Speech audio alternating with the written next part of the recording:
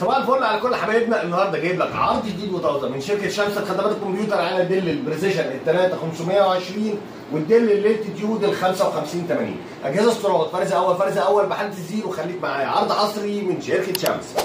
الفل على كل حبايبنا، كل عام وحضراتكم بخير. جايب لك النهارده عرض جديد وطازه من شركه شمس خدمات الكمبيوتر على الديل البريسيشن ال 3520. الديل البريسيشن ال 3520 اجهزه استيراد فرز اول بحاله الزيرو يا جماعه. المواصفات بتاعتها كور اي 5 في الجيل السابع، اتش كيو 7440 اتش كيو يا جماعه، برامات 16 جيجا، رام 4 هارد 256 اس اس دي. الجهاز بيبقى فيه كارتين شاشه، كارت شاشه انتل وكارت شاشه انفيديا.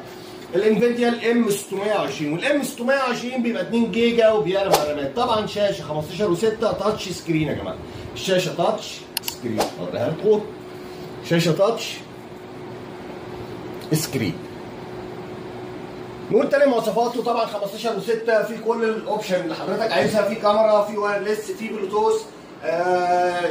المخارج بتاعته طبعا يو اس بي 3، الاتش دي ام اي. نقول تاني مواصفاته، الكور اي 5 الجيل السابع 7440 اتش كيو، برامات 16 جيجا، رام 4 هارد 256 اس اس دي، بكارتين فيجا انتل وانفيديا 2 جيجا، 15 و6، شاشه تاتش. سعر الجهاز عرض حصري ولمده اسبوع واحد بس 10000 جنيه لفتره محدوده. الاجهزه كلها استيراد فرز اول حاله الزيرو يا جماعه زي ما انتم شايفين. خليك بقى معايا عشان جايب لك عرض جديد وطازه برضه في الديل الالتيتيود ال 5580 الكور اي 7 الجيل السابع. خليك معايا. العرض الثاني معانا يا جماعه الديل الالتيتيود ال 5580. ديل الالتيتيود ال 5580 مش محتاج كلام كتير، جهاز غني عن التعريف. المواصفات بتاعته الكور اي 7 الجيل السابع 7600 يو، برامات 8 جيجا، رام 4 هارد 256 اس اس دي. الجهاز برضه بيبقى فيه كارتين شاشه، كارت شاشه انتل وكارت شاشه انفيديا، بيبقى 2 جيجا وبيعلى مع الرامات. الام اكس 930 والام اكس 930 2 جيجا وبيعلى مع الرامات.